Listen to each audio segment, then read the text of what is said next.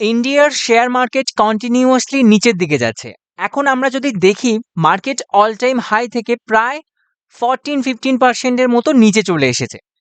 এখন আমরা কম বেশি সবাই জানি যে কেন নিচে চলে আসছে বা মার্কেটে এরকম ফলের পেছনে কারণ কি? কারণ হলো মিডল ইস্টে ওয়ার চলছে, তার কারণে মার্কেটে আনসার্টেনিটি, এবং মার্কেটে আনসার্টেনিটি থাকলে তখন মার্কেট ডাউনের দিকেই যায়।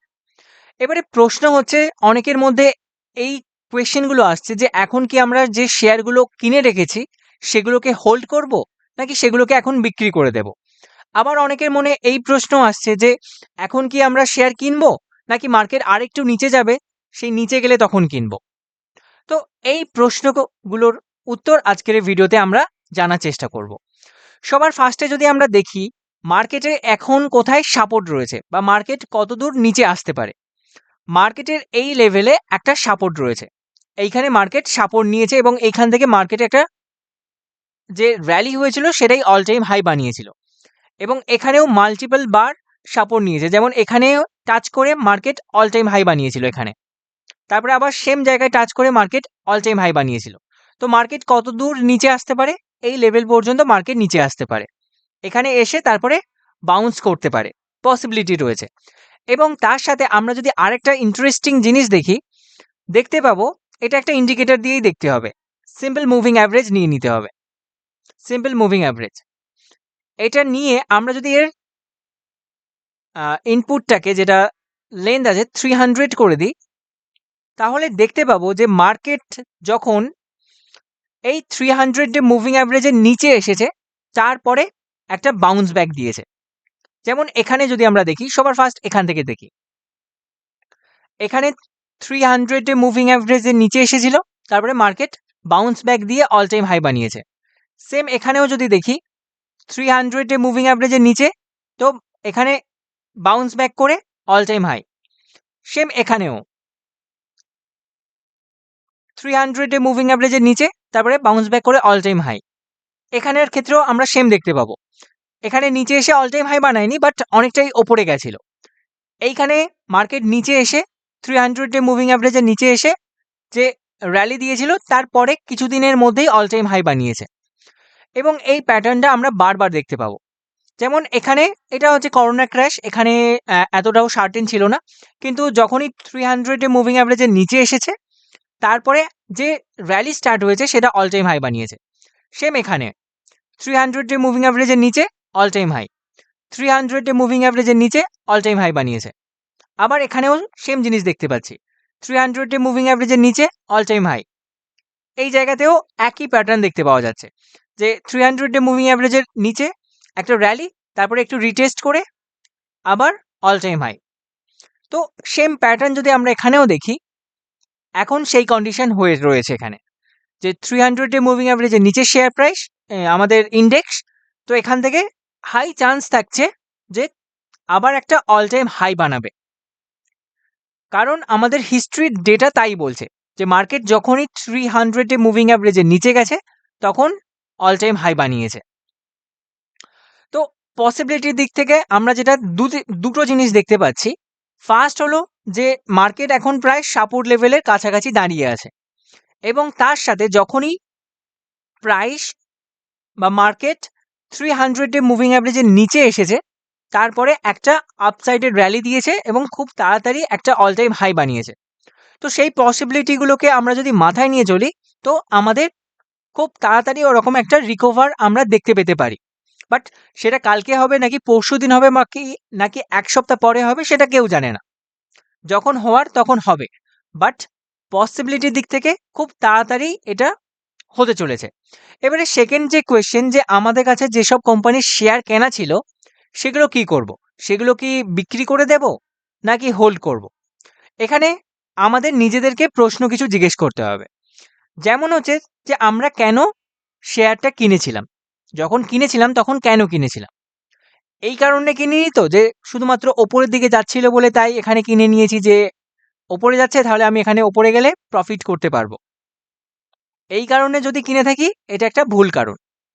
কিন্তু যদি এই কারণে কিনে থাকি যে এই কোম্পানিটা একটা ভালো কোম্পানি এবং এর ফিউচারে গ্রোথ আছে, কোম্পানিটা ফান্ডামেন্টালি স্ট্রং কোম্পানি এবং আমরা এখন কম দামে কিনতে পারছি, এর আসল রিয়েল ভ্যালু হচ্ছে এখানে, বাট এখন কোম্পানিটা এখানে চলছে, তার কারণে কিনেছি। এবং কেনার পরে মার্কেট যদি ডাউনে চলেও যায়, আমরা সেটাকে হোল্ড করব। কারণ আমাদের যে কেনার পেছনে, ওই শেয়ারটা কেনার পেছনে একটা লজিক ছিল যে ওই কোম্পানিটাকে আমরা এখন সস্তায় কিনতে পারছি, বা ওর ভ্যালুয়েশন এখন মার্কেট কম দিচ্ছে। সেই কারণে যদি আমরা কিনে থাকি এবং তারপরেও যদি শেয়ার প্রাইস নিচে চলে আসে, তাহলে আমাদের ভয় পাওয়ার দরকার নেই, কারণ জিনিসটা আরও সস্তা হচ্ছে। মানে এমন একটা জিনিস যার ভ্যালু আছে, বাট মার্কেটের কন্ডিশনের কারণে তার ভ্যালু কমে যাচ্ছে, বা ভ্যালু একই থাকছে বাট প্রাইসটা কমে যাচ্ছে, তাহলে আমরা সেটাকে ভয় পেয়ে বিক্রি করে দেব না। যদি বেশি আমাদের কাছে এক্সট্রা ক্যাপিটাল থাকে, আমরা আরও কিছু সস্তায় ওই শেয়ারটা কিনতে পারি। বাট ওই শেয়ারটা কেনার আগে আমাদের ফার্স্ট দেখে নিতে হবে যে ওই কোম্পানিটা ফান্ডামেন্টালি স্ট্রং কোম্পানি কিনা, যে কোম্পানি থেকে আমরা কিনতে যাচ্ছি তার কিছু ভ্যালু আছে কিনা, যে টাকায় বা যে প্রাইসে আমরা কিনছি তার ভ্যালু ওই প্রাইসের থেকে কম না বেশি। যদি ভ্যালু বেশি হয় আর কম প্রাইসে কিনতে পারি, তাহলে ভালো অপশান আমরা চুজ করছি। বাট যদি আমরা কিনে নিই শুধুমাত্র শেয়ার প্রাইস ওপরের দিকে যাচ্ছে তার কারণে, এবং এখন শেয়ার প্রাইস নিচের দিকে যাচ্ছে তাই ভয়ে বিক্রি করে দেব, তো ওইভাবে শেয়ার মার্কেট চলেই না, বা ওইভাবে আমরা কখনো মার্কেটে রিটার্ন বানাতে পারবো না। আমরা রিটার্ন তখনই বানাতে পারবো যখন আমরা ভালো কোম্পানিকে কম দামে কিনবো এবং সেটাকে হোল্ড করে রাখবো যে তার টার্গেটে হিট করার জন্য। আর আমাদের কেনার পরে যদি প্রাইস নিচের দিকেও চলে যায় আর সেটা যদি ভালো কোম্পানি হয়, আমরা জাস্ট হোল্ড করব, কারণ জিনিসটা নষ্ট হবে না। এটা কোনো আলু বা পেঁয়াজ নয় যে আমরা কিনেছি এবং সেটা 1 মাস পর বা 2 মাস পর নষ্ট হয়ে যাবে, নষ্ট হবে না। তার যদি ভ্যালু থাকে, সেই কোম্পানিটা যদি ভ্যালুয়েবল কোম্পানি হয়, তার প্রাইস আবার ওপরের দিকে যাবে। মার্কেট কখনো বেশি দিন নিচের দিকে পড়ে থাকে না।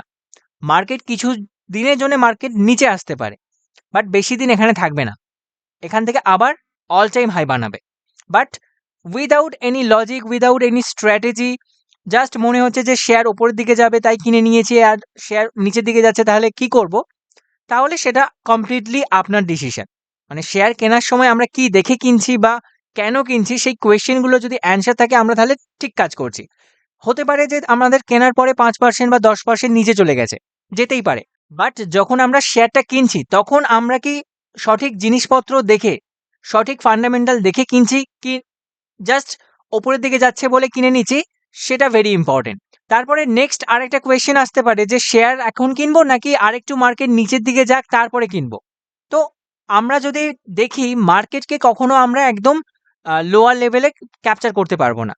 মার্কেট কখন ওপরের দিকে চলে যাবে, কখন আরেকটু নিচে চলে যাবে, কেউ জানে না। 2-1% আপ ডাউন হয়ে যেতে পারে। বাট মার্কেট এখন যে লেভেলে আছে, যে 300 মুভিং অ্যাভারেজের নিচে এবং আমাদের সাপোর্টের কাছে, তো এই সব জায়গায় আমরা ভালো ভালো কোম্পানির শেয়ার কিনতে পারি। অবশ্যই কন্ডিশন অ্যাপ্লাই যে ফান্ডামেন্টালি স্ট্রং লিডিং কোম্পানি হতে হবে, তবেই হচ্ছে সেই সব কোম্পানিতে আমরা এন্ট্রি প্ল্যান করতে পারি প্রপার স্ট্র্যাটেজি নিয়ে। তো আপনাদের যদি প্রপার স্ট্র্যাটেজি না জানা থাকে, আমাদের চ্যানেলে অনেক স্ট্র্যাটেজি নিয়ে ভিডিও আছে, সেগুলো আপনারা দেখে সেই স্ট্র্যাটেজিগুলোকে অ্যাপ্লাই করতে পারেন। এবারে নেক্সট আরেকটা কোয়েশ্চেন হতে পারে যে আমার 1 2 3 এবারে নেক্সট আরেকটা কোয়েশ্চেন হতে পারে যে আমার কাছে এখন তো ফান্ড নেই, কিন্তু অনেক ভালো ভালো কোম্পানির শেয়ার নিচে চলে এসেছে, তো লোন নিয়ে কি আমি ইনভেস্ট করব? একদমই না। কখনো লোন নিয়ে শেয়ার মার্কেটে ইনভেস্ট করা উচিতই নয়, কারণ মার্কেট হতেই পারে 1 মাস এখানেই কনসলিডেশনে গেল, বাট আমরা যদি লোন নিয়ে এখানে ইনভেস্ট করি বা ট্রেড করি, তো সেই লোনের ইন্টারেস্ট আমাদের মাসের শেষে দিতেই হবে। এটা কেউ শুনবে না যে মার্কেট কনসলিডেশনে আছে তার কারণে আমরা দিতে পারবো না। তো লোন নিয়ে ইনভেস্ট বা ট্রেডিং করা সব থেকে ব্যাড আইডিয়া, তার থেকে কিছু না করে চুপচাপ বসে থাকা বেস্ট। বাট লোন নিয়ে কখনোই মার্কেটে ইনভেস্ট বা ট্রেড করা একদমই উচিত নয়, এমনকি কোনো জিনিসই লোন নিয়ে করা উচিতই নয়। আজকের এই ভিডিওটা কোনো রকমের বাইং বা সেলিং রিকমেন্ডেশন একদমই নয়, এটা শুধুমাত্র এডুকেশন পারপাসের জন্যই আমরা ডিসকাস করছি। এখান থেকে শিখুন, নিজে বুঝুন, নিজের সিদ্ধান্তে ট্রেড করুন।